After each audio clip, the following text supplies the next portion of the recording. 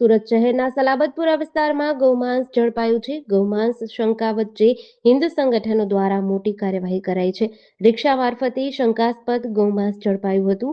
હિન્દુ સંગઠનના કાર્યકરો દ્વારા રિક્ષાને રોકી તપાસ કરતા ગૌમાંસ મળી આવ્યું હતું. રિક્ષા ચાલકને ઝડપી પોલીસના હવાલે કરવામાં આવ્યો છે. સલાબતપુરા પોલીસ તાત્કાલિક ઘટના સ્થળે પહોંચી કાર્યવાહી શરૂ કરી હતી. ગૌમાંસ ક્યાંથી લાવવામાં આવ્યું અને ક્યાં લઈ જવાઈ રહ્યું હતું તે દિશામાં તપાસ શરૂ કરી છે.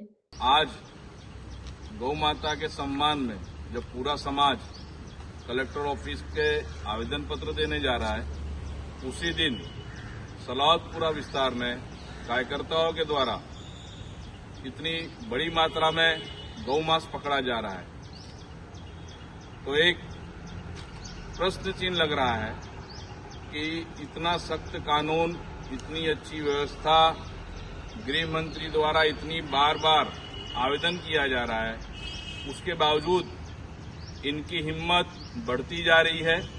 गौ हत्या कम नहीं हो रही है, तो ये गौ हत्या इस तरह कम नहीं होगी।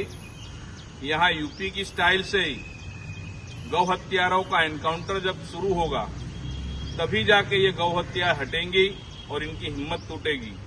ये बार बार जो हिंदू समाज की पूजनीय गौ माता की हत्या करके चुनौती दे रहे हैं हमको, तो समाज कब तक इनकी चुनौतियों के लिए मौन रहेगा। और इन घटनाओं से अगर समाज आक्रोशित होकर कोई खराब कदम न उठा ले, अनुरोध है सरकार से, सभी से कि इसके ऊपर सख्त कार्रवाई करें। जय श्री राम, जय गौ माता। जेडीसी न्यूज સાથે સુનિલ ગાજાવાલા, સુરત।